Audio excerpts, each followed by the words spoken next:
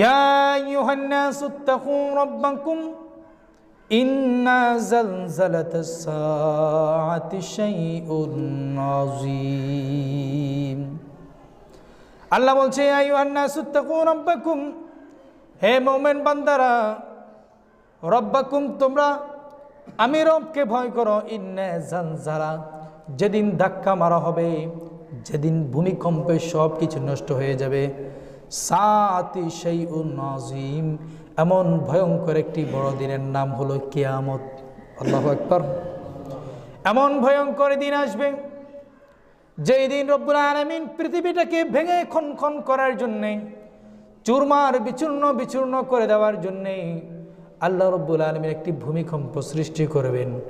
ওই ভূমিকম্পের ধাক্কার সাথে গোটা পৃথিবী ফাটল সৃষ্টি হয়ে যাবে। মাটির নিচে যে সমস্ত খনিগুলো আছে সব খনিজ পদার্থ বের হয়ে যাবে।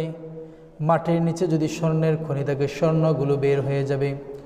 মাটির নিচে গ্যাসের খনি আছে, গ্যাসগুলো বের হয়ে যাবে। মাটির নিচে তেলের খনি আছে, তেলগুলো বের হয়ে যাবে। কখন?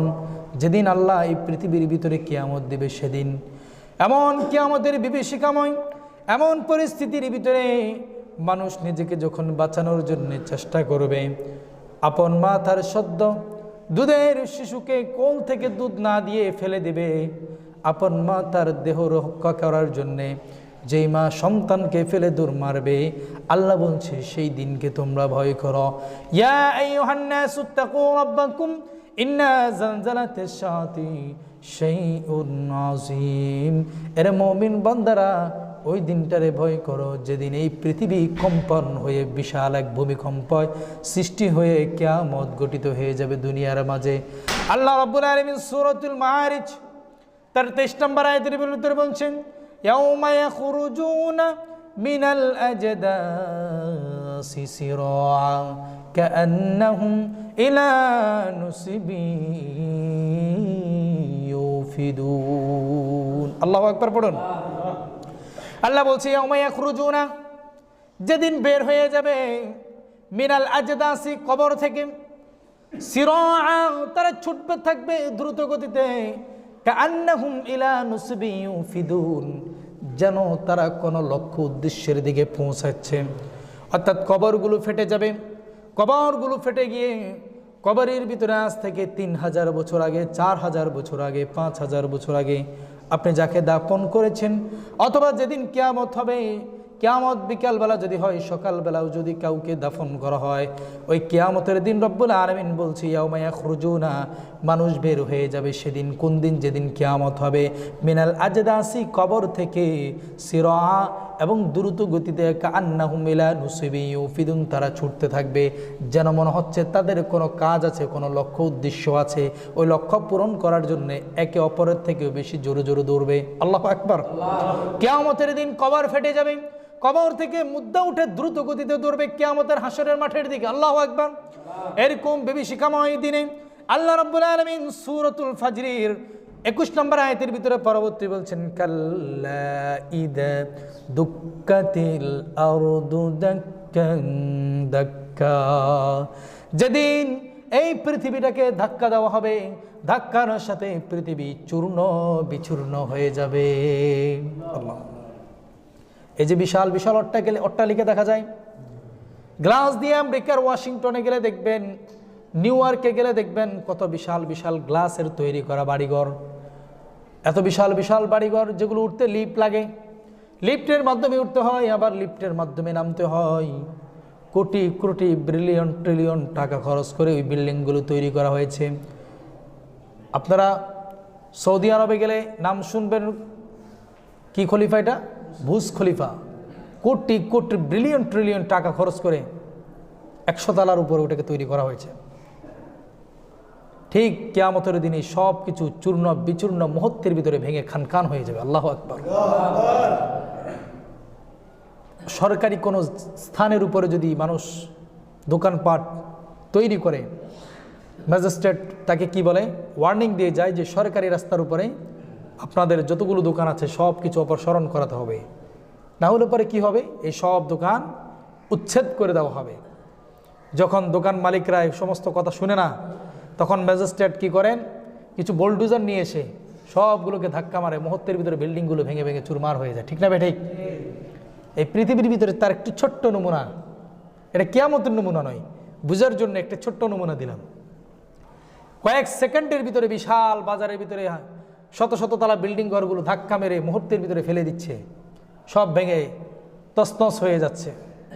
ভূমিকম্প হলে পরে সব ফেটে চূর্ণ বিচূর্ণ হয়ে মাটির সাথে মিশে যায়। মানুষের তৈরি করা পারমাণবিক বোমা যদি মানুষের বিল্ডিংয়ের উপরে, কোনো শহরের উপরে যদি নিক্ষেপ করা হয়, সেই পারমাণবিক বোমার আক্রমণে ওই শহর চূর্ণ বিচূর্ণ হয়ে সব কিছু ধূলিসাৎ হয়ে যায়। ঠিক একই রকমভাবে আল্লাহ বলছে, এই পৃথিবীটাকে আল্লাহ রাব্বুল আলামিন কিয়ামতের দিন ধ্বংস করে দিবেন। কিভাবে?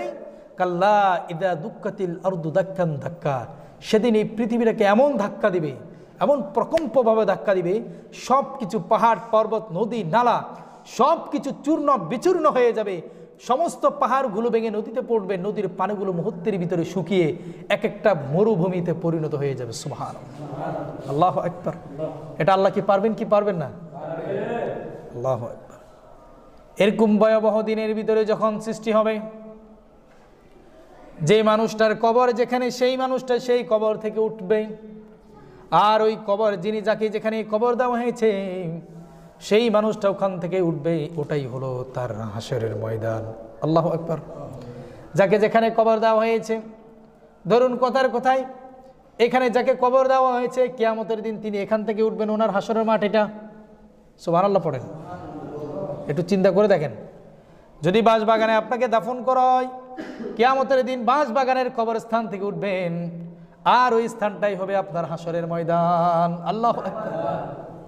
হাদিসের ভাষা, যাকে যেখানে দাফন করা হচ্ছে ও ওখান থেকেই উঠবে, এবং সেটাই তার জন্য হাসরের মাঠ, ওখানেই সে দাঁড়িয়ে থাকবে। এভাবে করে গোটা পৃথিবীটা হাসরের মাঠে পরিণত হয়ে যাবে। আজকে এখানে আপনি মসজিদে বসে আছেন, এটা হাসরের মাঠ হবে। এই স্থানে হয়তোবা কেউ আরশ আজিমের ছায়ার নিচে থাকবে, অথবা এই মসজিদের এই স্থানে হাসরের দিন কেউ হয়তোবা সূর্য তার মাথার উপরে নিয়ে দাঁড়িয়ে থাকবে। সুবহানাল্লাহ বন্ধ থাক না। এগুলো তো একেবারে নানার বাড়ির কিচ্ছা কাহিনী, তো সুবহানাল্লাহ না বললেও চলে, তাই না? একটু আওয়াজ দিয়ে ইশকের আওয়াজ থাকতে হবে, ইমানি দীপ্ত থাকতে হবে। আল্লাহ রাব্বুল আলামিন বলছে, কিয়ামতের কঠিন বিভীষিকাময় মানুষ যখন নিজেকে বাঁচানোর জন্য নফসি নফসি করবে, মানুষ যখন নিজেকে বাঁচানোর জন্য এদিক থেকে সেদিক দৌড় ছোটাছুটি করবে, এই পৃথিবীর ভিতরে যখন কিয়ামত হয়ে যাবে, ঠিক তখন আপন সন্তান তার মায়ের কাছে ছুটে যাবে নেকির জন্য, বাঁচার জন্যে। পৃথিবীর ভিতরে যদি কোনো বিপদ হয়, আপদ হয়, সন্তান যখন দৌড় মেরে মায়ের কোলে যায়, মা ঝাপটা মেরে তার সন্তানকে বুকের ভিতরে জড়িয়ে ধরে। আবার বাবার কাছে গেলে পরে বাবা বুকের ভিতরে জড়িয়ে ধরে। আর আল্লাহ রাব্বুল আলামিন যখন কিয়ামত সৃষ্টি করবেন, তখন মানুষ বাঁচার জন্য মায়ের কাছে যাবে, বাবার কাছে যাবে, ভাইয়ের কাছে যাবে, বন্ধুর কাছে যাবে। কেউ বলবে আমি তোমারে চিনি না, কেউ বলবে আমি তোমাকে চিনি না। আজকে আপনিও আপনার মাকে চিনবেন না, বাবাকেও চিনবেন না। ওই কিয়ামতের দিন ভাই আপন ভাইকে চিনবে না, বোন আপন বোনকে চিনবে না। কিয়ামতের বিভীষিকাময় তো কঠিন হবে, সে সময় সকল মানুষ নফসি নফসি করবে। ঠিক এমনই সময়, কঠিন সময়, আমার নবী, আপনার নবী, দো জাহানের বাদশা নবী, কামলিওয়ালা নবী, রাহমাতুল লিল আলামিন, আরশ আজিমের নিচে সিজদায় পড়ে উম্মতের জন্য কান্দা করবেন।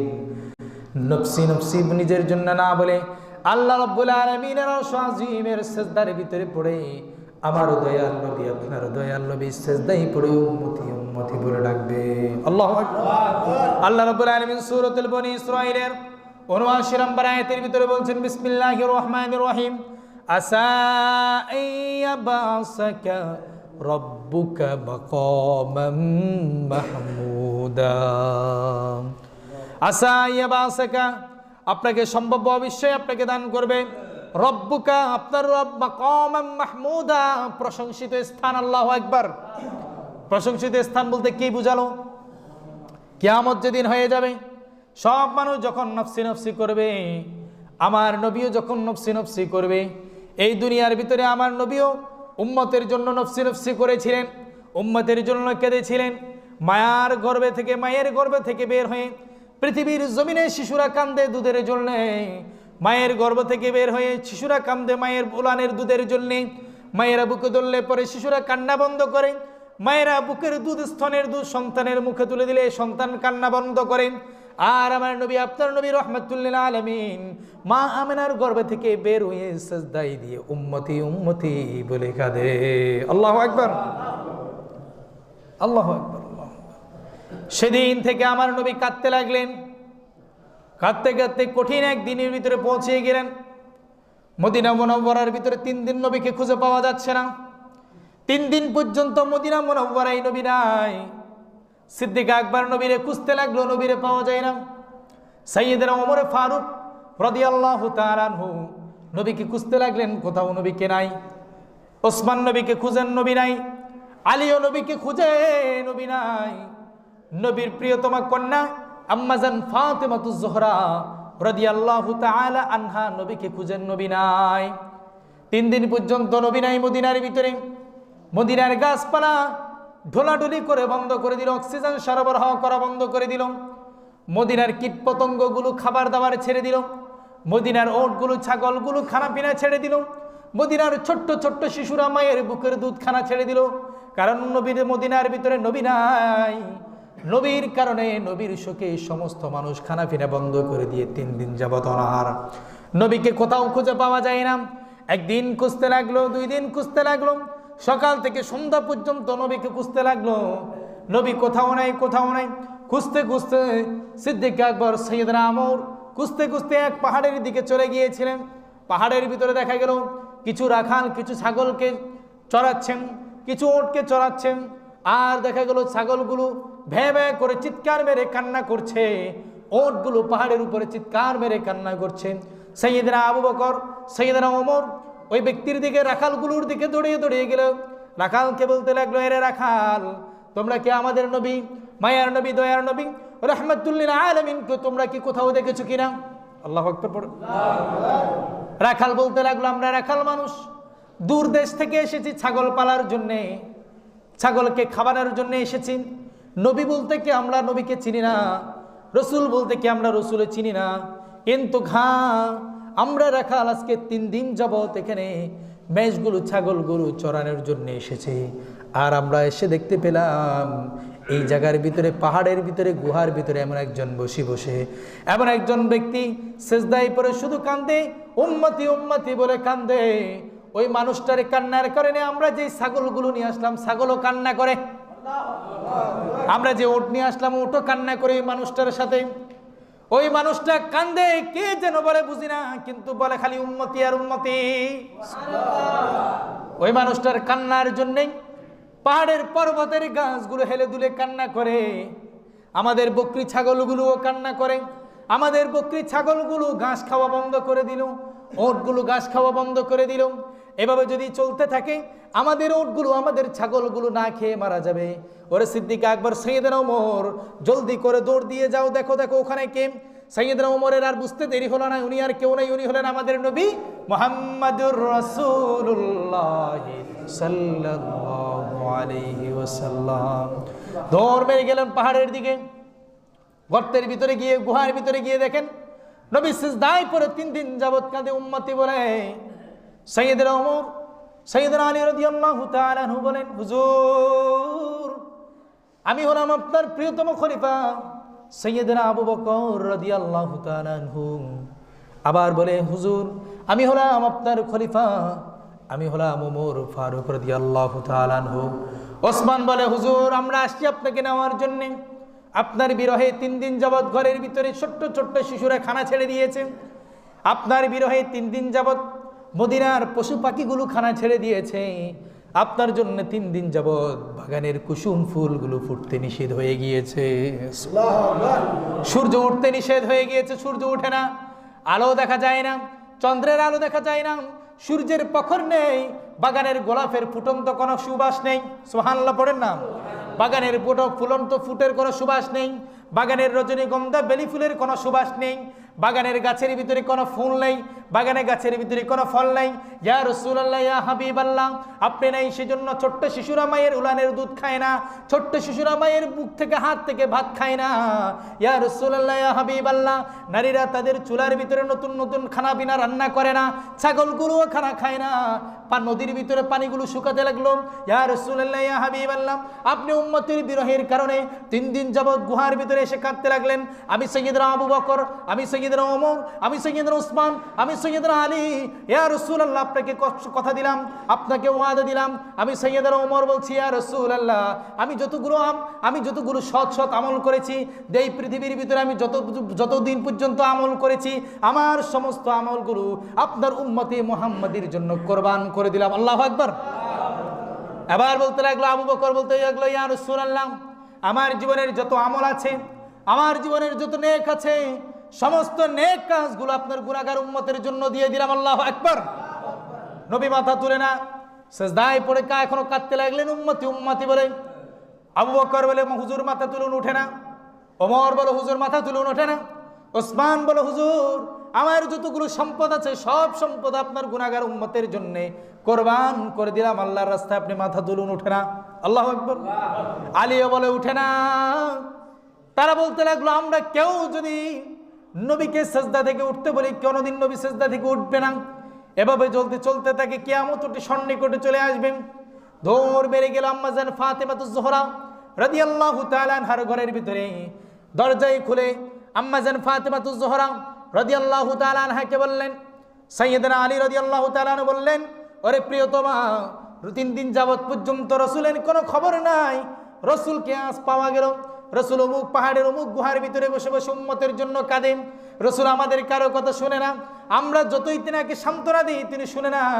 এরে ফাতেমা, জলদি করে তুমি হাসান আর হুসাইন নিয়ে পাহাড়ের ভিতরে চলো। তোমরা হয়তো পারে রিকোয়েস্ট করলে আল্লাহর রাসূল সিজদা থেকে মাথা তুলে মদিনায় বাড়ির দিকে ফিরে আসার সম্ভাবনা রয়েছে।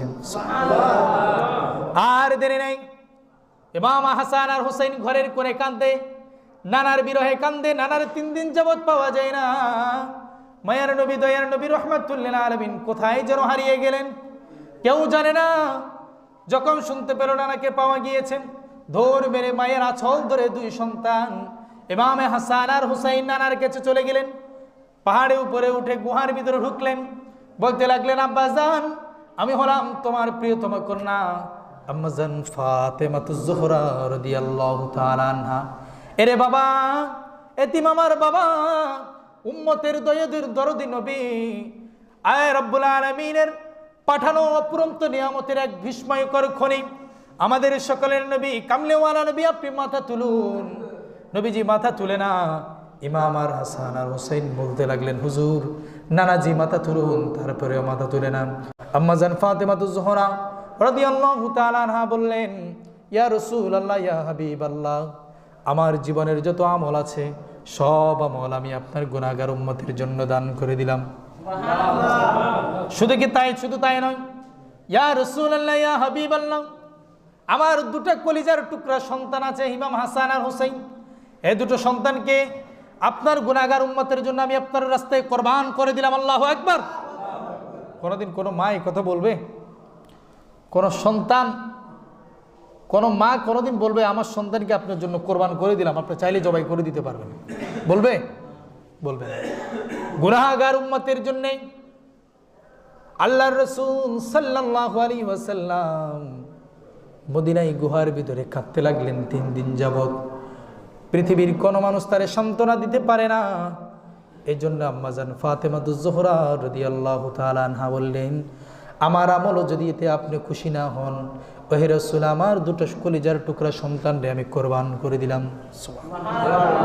আর কি এমন এই সময় আল্লাহ রাব্বুল আলামিন জিবরিলকে বললেন, এরে জিবরিল, তুমি এখনো লৌহে মাহফুজে বসে আছো, দৌড় বেড়ে আমার হাবিবের কাছে চলে যাও, আর আমার হাবিবকে সুসংবাদ দান করো, আমার হাবিবের যতগুলো গুনাহগার উম্মত আছে, কিয়ামতের দিন সমস্ত গুনাহগার উম্মতকে মাপ চাওয়ার জন্য শাফাতে কুবরা আমি নবীকে আপনাকে দান করে দিলাম। সুবহানাল্লাহ।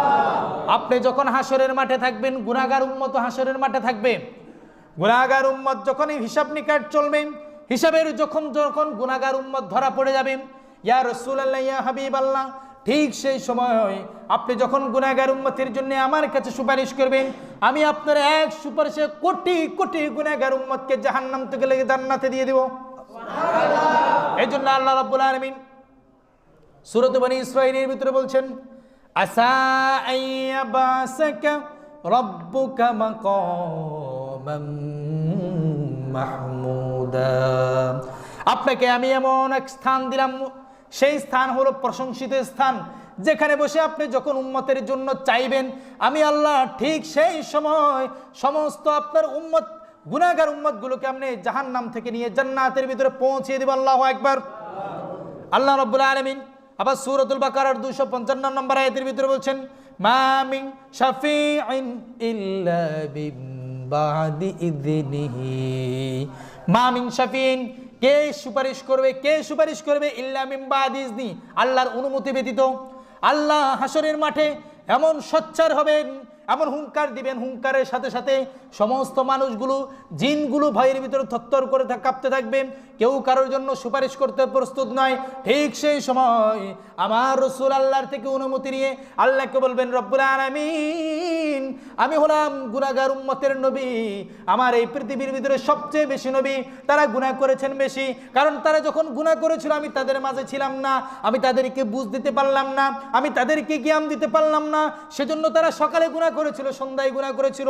আজকে যদি তুমি আমার নবী, আমি নবীর গুনাহগার উম্মতকে যদি তুমি জাহান্নামের ভিতরে ফেলে দাও, রব্বুল আলামিন, আমি তোমাকে কথা দিলাম, তোমার এই আরশ আজিমের সিজদায় যে আমি দিতে লাগলাম, এই সিজদা থেকে আমি মাথা তুলব না। রব্বুল আলামিন বলবেন, না হাবিব, আপনি আমার বন্ধু, আপনার জন্য কুল কায়নাত, আরশ, কুরসি, লৌহে কলম সব কিছু আপনার জন্য সৃষ্টি করেছি, আপনার জন্য হাসর তৈরি করেছি, আপনার জন্য জান্নাত তৈরি করেছি। এই জান্নাত আপনাকে দিয়ে আমি উদ্বোধন করব। আপনি যদি সিজদায় পড়ে থাকেন, আপনি যদি সিজদা থেকে না উঠেন, জান্নাত কাকে দিয়ে আমি উদ্বোধন করব? ইয়া রাসূলুল্লাহ, ইয়া হাবিবাল্লাহ, আপনি মাথা তুলুন, আপনি যা বলবেন আমি সব কিছু আপনার মেনে নিব। আমার রাসূল সিজদা থেকে উঠবেন, আমার রাসূল আল্লাহকে বলবেন, ইয়া রাব্বুল আলামিন, এই যে হাসরের ভিতরে দেখা যায় কোটি কোটি কোটি কোটি উম্মত, বারাউলিয়ার জমিনে, ফমতিশার জমিনে, সীতাকুণ্ডের জমিনে, বাংলার জমিনে, আনাচে কানাচে আমার কোটি কোটি গুনাহগার উম্মত আছে। তারা গুনাহ করেছে আমাকে না বুঝে, তারা গুনাহ করেছে তোমাকে না বুঝে, তারা গুনাহ করেছে জান্নাত জাহান্নাম না দেখে, তারা বুঝেছে কোরআন না বুঝে, তারা গুনাহ করেছে তোমাকে না বুঝে। ইয়া রাব্বুল আলামিন, আজকে হাসরের মাঠের ভিতরে যদি তুমি তাদেরকে জাহান্নামের ভিতরে ফেলে দাও, রব্বুল আলামিন, আমি তাদেরকে ছাড়া জান্নাতে যাব না। আমার আল্লাহ বললেন, হে রাসূল, পৃথিবীর বাসী, কিয়ামতের মাঠে সমস্ত মানুষ সাক্ষী রইল, আমি আপনার শাফাআতকে কবুল করে নিলাম। আপনি যদি শাফাআত করেন, আমি সমস্ত গুনাহগার উম্মতগুলোকে আপনার সাথে জান্নাতে দিয়ে দিব। সুবহানাল্লাহ, আল্লাহু আকবার। এই জন্য রব্বুল আলামিন বললেন, আসা ইয়াবাসাকা রাব্বুকা মাকামান মাহমুদা, আপনাকে মাহমুদা মানে প্রশংসিত স্থান, আপনাকে ওই স্থানের ভিতর বসাবো যে স্থানে কেউ বসতে পারবে না। আল্লাহু আকবার। হাদিস শরীফের ভিতরে বলছেন, আন ইবনে আব্বাসিন ক্বালা ক্বালা রাসূলুল্লাহ সাল্লাল্লাহু আলাইহি ওয়াসাল্লাম ওয়া আনা আউয়ালু শাফিঈন, আমি প্রথম শাফাআত করব। কে বলছেন? আমার রাসূল বলছেন, কিয়ামতের হাসরের মাঠের ভিতরে কেউ শাফাআত করবার ক্ষমতা নেই, কিন্তু আমি প্রথম শাফাআত করব। ওয়া আনা আউয়ালু মুশাফফিঈন ইয়াউমাল কিয়ামাহ, আমি সর্বপ্রথম হাসরের মাঠের ভিতরে উঠব, এই জন্য আমার কোনো অহংকার নাই। আল্লাহু আকবার, আল্লাহু আকবার। প্রিয় ভাইরা আমার, রব্বুল আলামিনের অপরন্ত সৃষ্টি, নিয়ামতের যতগুলো ধারা আছে, যতগুলো স্তর আছে, যতগুলো ভার্সন আছে, সমস্ত ভার্সনের ভিতরে লেটেস্ট ভার্সন হচ্ছে আমার নবী মুহাম্মদুর রাসূলুল্লাহ সাল্লাল্লাহু আলাইহি ওয়াসাল্লাম। যদি কোনো যুবক রাসূলুল্লাহরে খুশি করতে গিয়ে যদি সে তার দাড়ি রাখার কারণে যদি চাকরি পর্যন্ত না পায়, দাড়ি রাখার কারণে যদি তাকে যদি কোনো পাত্রী না দেয়, যদি রাসূলুল্লাহরে খুশি করার জন্য সেই দাড়ি রেখে দিল, আমার রাসূল বলছে এই পৃথিবীতে পরকালের জমিন নয়, ইহকালের জমিনেই যেই মানুষটারে দাড়ি রাখার কারণে পাত্রী দেওয়া হলো না, বিয়ে দেওয়া হলো না, মেয়ে তার হাতে তুলে দেওয়া হলো না, আমি রাসূলুল্লাহ তার জন্যে এমনভাবে এমন পাত্রীর আমি ব্যবস্থা করব যেটা পৃথিবীর ভিতরে যে সমস্ত ক্লিন শেপ করা মানুষ আছে, তারা যেই বউ পেয়েছে তার থেকেও হাজার হাজার গুণে উত্তম রূপসী বউ এই দুনিয়াতে পাবে এবং আখিরাতেও পাবে। সুবহানাল্লাহ, আল্লাহু আকবার। পাকিস্তানে কোনো এক সময়ের এক ঘটনা আমার পড়েছিলাম, মনে আছে। এক যুবক তার বিয়ের সময় কথাবার্তা হয়েছিল। বিয়ের যখন কথা হচ্ছিল তখন যুবকের মুখে দাড়ি ছিল না। ইন্দিনিন টাইমে যুবক কোরআনের বাণী, হেদায়েতের বাণী বুঝতে পারল, বুঝতে পেরে সে দাড়ি রেখে দিয়েছিল। বিয়ে যেদিন হবে সেদিন সে দাড়ি নিয়ে শ্বশুর বাড়িতে গেল। সবাই বলল হায় হায়, যুবকের সাথে তো বিয়ের যখন কথা হয়েছিল তখন সুন্দর শেপ ছিল, বিশাল সুন্দর একটি মুখ ছিল, গোলগাল চেহারা ছিল তার। আজকে তো মুখের ভিতরে বড় বড় দাড়ি নিয়ে হুজুর হয়ে চলে আসছেন, ওর থেকে তো মেয়ে বিয়ে দেওয়া যাবে না। যুবকরে সবাই বুঝাতে লাগলো তুমি দাড়ি ছেড়ে দাও, কয়েক সেকেন্ডের কাজ মাত্র, কেটে ফেলে দাও, বিয়েটা হয়ে যাক আবার পরে রাখিও। যুবক বলল না। কাজী সাহেব বুঝাতে লাগলেন দাড়ি ছেড়ে দেন, আবার পরে রাখিয়েন, বিয়েটা আগে সারিয়ে ফেলুন। যুবক বলল না। মা বুঝাতে লাগলো দাড়ি ফেলে দাও বাবা, বিয়েটা সেরে নাও, পরবর্তীতে আবার রাখিয়ে। যুবক বলল না। বাবা বুঝাতে লাগলো, বলল না। ভাই বুঝাই, বলল না। বন্ধু বুঝাই, বলল না। বলে কেন না? বলে যদি বিয়ে মন চাই দিবে, আবার যদি মন চাই না দিবেন, কিন্তু কে রসুলুল্লাহর দাড়ি, রসুলুল্লাহরে ভালোবাসে, নিজের মুখের উপরে আমি দাড়িটা রাখছি এই বিয়ের জন্যে, এই মেয়ের জন্যে, এই বিয়ের জন্যে, মায়ের খুশির জন্যে, বাবার খুশির জন্যে, ভাইয়ের খুশির জন্যে, বন্ধুর খুশির জন্যে আমি রসুলুল্লাহর গলার উপরে ছুরি দিতে পারি না। প্রয়োজনে বিয়ে দিলে দিবা, না দিলে নাই। আমি বিয়ে থেকে চলে গেলাম, বিয়ে থেকে বের হয়ে গেলাম, ছেলে তখন চলে গেল, বিয়ে সমস্ত কিছু ভেঙে গেল। বিয়ের ভিতরে তৎকালীন সময়ের ভিতরে আমাদের যেরকম সর্দার থাকে তাদেরও সেরকম সর্দার ছিল। সর্দার সব কিছু দেখতে পেল, অবলোকন করতে পেল। যুবক বিয়ে করবে না, দাড়ি রাখবে, কারণ দাড়ি তার রসুলুল্লাহর সুন্নত। সুবহানাল্লাহ। সর্দার বলল বিয়ে যুবককে এই মেয়ে দিতে হবে না, আমার ঘরে সুন্দরী মেয়ে আছে যার জন্য হাজার হাজার কোটি টাকা ইনকাম করে, এরকম যুবক এসে বসে আছে, আমি বিয়ে দিই নেই, কিন্তু আজকে এই যুবক থেকে দিয়ে দিব যিনি বেকার। সুবহানাল্লাহ, আল্লাহু আকবার পড়বেন না? রসুলের জন্য যদি আপনি জীবনকে উৎসর্গ করতে পারেন, গোটা পৃথিবীটা আপনার, যা চাইবেন তাই পাবেন, যা চাইবেন তাই পাবেন।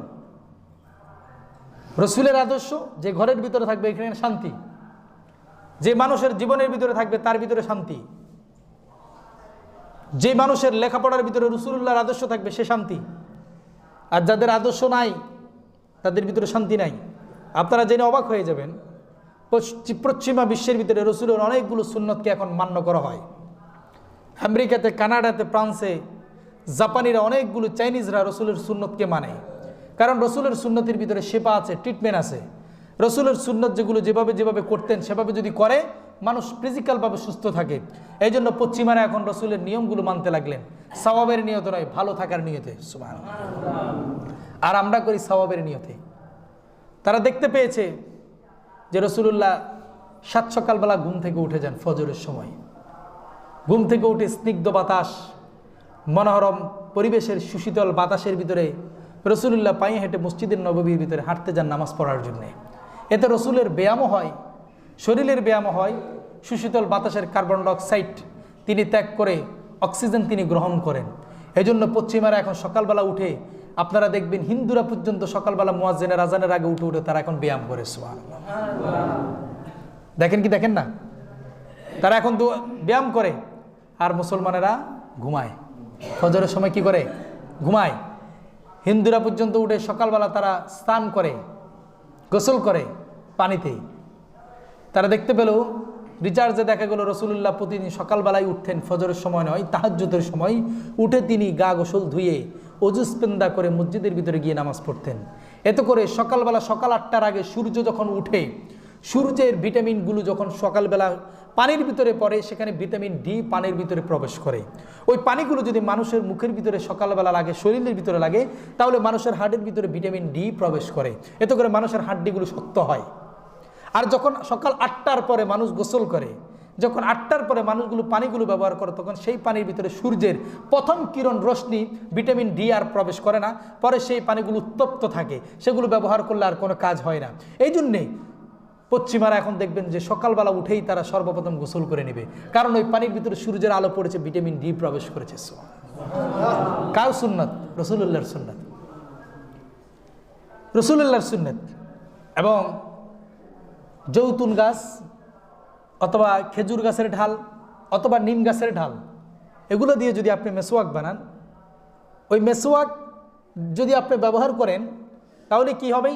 আপনার দাঁতের মাড়িগুলো শক্ত হবে এবং দাঁতের ভেতরের পোকায় চিপাই চিপাই যে সমস্ত পোকাগুলো থাকে, এই জৈতুনের গাছ, নিম গাছের ঢাল কিংবা খেজুর গাছের ঢাল, এগুলো দিয়ে যখন আপনি মেসওয়াক বানিয়ে মেসওয়াক করবেন, তখন দেখা গেল আপনার ওই মেসওয়াকের ভিতরে যে নির্যাস, রোগ প্রতিরোধ, প্রিভেন্সিভ বেটার দেন কেয়ার ক্ষমতা রয়েছে, সেগুলো আপনার দাঁতের ভিতরে ঢুকে আপনার জীবাণুগুলোকে মেরে দাঁতের মাড়িগুলোকে শক্ত করে দিবে। সুবহানাল্লাহ। এই জন্য এখন তারা পশ্চিমারা এখন কিছু, তারা তো সরাসরি আর মেসওয়াক ব্যবহার করে না, ইহুদি খ্রিস্টান, তো তারা কি করে? নিম গাছ দিয়ে তারা এমনভাবে কেমিক্যাল তৈরি করে, যেটাকে একটা টুথপেস্ট বলা হয়। সুবহানাল্লাহ। ওই টুথপেস্ট দিয়ে তারা এখন ব্রাশ করে। সুবহানাল্লাহ পড়বেন না? সব সুন্নত রাসূলুল্লাহ জীবন থেকে আসছে। আল্লাহু আকবার। তারা এখন কাজের সময় কি করে? হেলমেট ব্যবহার করে। ইন্ডাস্ট্রির ভিতরে গেলে দেখবেন হেলমেট বাধ্যতামূলক। আর আমার রাসূলুল্লাহ হেলমেট 24 ঘন্টা ব্যবহার করতেন, ওটার নাম হলো পাগড়ি। সুবহানাল্লাহ। একটু ধরন পাল্টিয়েছে, আধুনিকতার সাথে খাপ খেতে হবে তো। আর রাসূল 24 ঘন্টা পাগড়ি পরতেন, ওটা তিনার হেডবন্ড, কারণ তিনি যুদ্ধে করতেন। সুবহানাল্লাহ। কাফের মুশরিকদের বিরুদ্ধে তিনি হুঙ্কার দিতেন। বেদিন নাসারারা যখন কোনো মুসলমান সৈন্যের উপর আক্রমণ করতেন, রাসূলুল্লাহর সাথে সাথেই তীর মারতেন তার উপরে। তো তিনার মাথায় সবসময় হেলমেট থাকতেন, এটার নাম হলো পাগড়ি। আর হুজুররা ওই পাগড়ি এখন মাথায় দিয়ে, টুপি মাথায় দিয়ে। সুবহানাল্লাহ। এই দাড়ি যখন আপনি কেটে ফেলবেন, ক্লিন শেভ করবেন, ব্লেডের খুঁটটা যখন আপনার এখানে লাগবে, টেস্টোস্টেরন হরমোন আছে, এটার কাজ হলো আপনার যৌনশক্তিকে বৃদ্ধি করা। এই হরমোনটা আপনার পায়ের গোড়ালি থেকে উঠে, টেস্টোস্টেরন হরমোন। গুগলের ভিতরে চার্জ দিলে পাবেন, অথবা চিকিৎসা বিজ্ঞানের কোনো বই কিনে পড়লে পাবেন। এখান থেকে আপনার পায়ের গোড়ালি থেকে সেক্সুয়াল পাওয়ার, যেটা পুরুষদের, এটা পায়ের গোড়ালি থেকে উঠে, রান দিয়ে উঠে পিঠ পর্যন্ত আসে। পিঠের থেকে এই টেস্টোস্টেরন হরমোনটা আপনার যৌন অঙ্গের ভিতরে পৌঁছায়। এটা সুরক্ষিত থাকবে কখন? যখন আপনি পায়ের পায়জামাটাকে পায়ের টাকনুর উপরে পরবেন। টাকনুর উপরে পরলে টেস্টোস্টেরন হরমোনগুলো সতেজ থাকবে, তাজা থাকবে, নষ্ট হবে না। আর যখন এটা ঘোরা থাকবে জিন্স প্যান্ট দিয়ে, লুঙ্গি দিয়ে, তখন কি হবে? আপনার টেস্টোস্টেরন হরমোনগুলো মারা যাবে, ফলে আপনার যৌনশক্তি ক্ষয় হতে থাকবে। এই জন্যে রাসূলুল্লাহ সাল্লাল্লাহু আলাইহি সাল্লাম সবসময় টাকনুর উপরে লুঙ্গি এবং পায়জামা পরতেন। সুবহানাল্লাহ। আর চিকিৎসা বিজ্ঞান এখন সেটাই বলে। এখন বড় বড় শিক্ষিত চিকিৎসা বিজ্ঞানী ডাক্তারদেরকে দেখবেন, তারা প্যান্ট পরে, পায়জামা পরে, এগুলো টাকনুর উপরে। আর মহিলারা এখন তার উল্টো হয়ে গেছে, মহিলারা কি করে? উপরে পরে, পুরুষরা তার নিচে পড়ে। পেটিকোট বলেন, প্লাজো বলেন, প্যান্ট বলেন, মহিলাদের এগুলো কোথায় থাকে? টাকনুর উপরে থাকে। আজকে বাড়িতে গিয়ে যদি দেখেন আপনার মেয়ে, আপনার বিবি কিংবা কেউ টাকনুর উপরে মহিলারা পোশাক পরেছে, ভদ্র ভাষায় বলে দিবেন এটা তো ক্ষতি আছে, এটা তার জন্য গুনাহ। আর পুরুষ যদি তার নিচে পড়ে, এটা তো তার জন্য গুনাহ, তার জন্য ক্ষতি আছে। এর জন্য আপনার যৌনশক্তি এগুলোকে বৃদ্ধি করার জন্যে, এগুলোকে ঠিকঠাক মতো রাখার জন্যে টেস্টোস্টেরন হরমোনটাকে আপনাকে বাঁচিয়ে রাখতে হবে। টেস্টোস্টেরন হরমোন যদি বাঁচিয়ে রাখতে পারেন, তাহলে আপনার যৌনশক্তি ঠিক থাকবে। সুবহানাল্লাহ পড়বেন না? রাসূলুল্লাহর আদর্শ খাবার হলো কি? খেজুর। এই খেজুরের ভিতরেই খাদ্য বিজ্ঞানীরা বলতেছে, যদি পৃথিবীর সমস্ত জায়গায় খাদ্য বন্ধ হয়ে যায়, শুধু আছে খেজুর গাছ আর খেজুর, সব খাদ্য বন্ধ, যত খানা খান, বিরিয়ানি খান, গরুর গোস্ত, গরুর মাংস, খাসির ডিম অথবা মুরগির ডিম, যাই বলেন না কেন, সব বন্ধ, সব খানা বন্ধ। কি আছে? খেজুর। এই খেজুর যদি থাকে, এই খেজুর খেয়ে আপনি কিয়ামত পর্যন্ত বেঁচে থাকতে পারবেন। সুবহানাল্লাহ। কেন? কারণ এই খেজুরের ভিতরে পটাশিয়াম, ক্যালসিয়াম, নাইট্রোজেন, অক্সিজেন এবং ভিটামিন এ, সি, ডি, যা বলেন সব কিছু এই খেজুরের ভিতরে আছে। সুবহানাল্লাহ। এই জন্য রাসূলুল্লাহর আদর্শ খাবার ছিল খেজুর। আল্লাহু আকবার। এই খেজুর আপনার স্মৃতিশক্তি বৃদ্ধি করে দিবে, শরীরের ভিতরে শক্তি বাড়াবে, স্কিনের ভিতরে সৌন্দর্যতা বৃদ্ধি করবে এবং যৌন শক্তি বৃদ্ধি করে দিবে। সুবহানাল্লাহ। এবং গ্লুকোজের মাত্রা আপনাকে পরিমাণ ঠিক রাখবে। এবং করে এই খেজুরের ভিতরে কিন্তু মিষ্টি আছে, এই মিষ্টি খেজুর খেলে কিন্তু আপনার ডায়াবেটিস আর বাড়বে না। সুবহানাল্লাহ পড়বেন। কিন্তু মিষ্টি খেলে আপনার ডায়াবেটিস বেড়ে যাবে, চা খেলে ডায়াবেটিস বেড়ে যাবে, কিন্তু খেজুর খেলে মাগার ডায়াবেটিস বাড়বে না। তো রসুল্লাহ জীবন যার ভিতরে আছে তার জীবনটা, গোটা জীবনটা সফল হয়ে গেছে। সুবহানাল্লাহ। তা আমি আপনাদেরকে বুঝাতে চাইলাম, শাফাত যদি রসুল্লাহর পেতে চান, রসুলের জীবনের আদর্শের উপরেই আপনাকে থাকতে হবে। রসুলের আদর্শ জীবন যদি আপনি লালন করতে পারেন, কাল হাসরের দিন আরশ আজিমের নিচে একজনের শাফাত আপনি পাবেন, তিনি হলেন মুহাম্মদুর রাসূলুল্লাহ।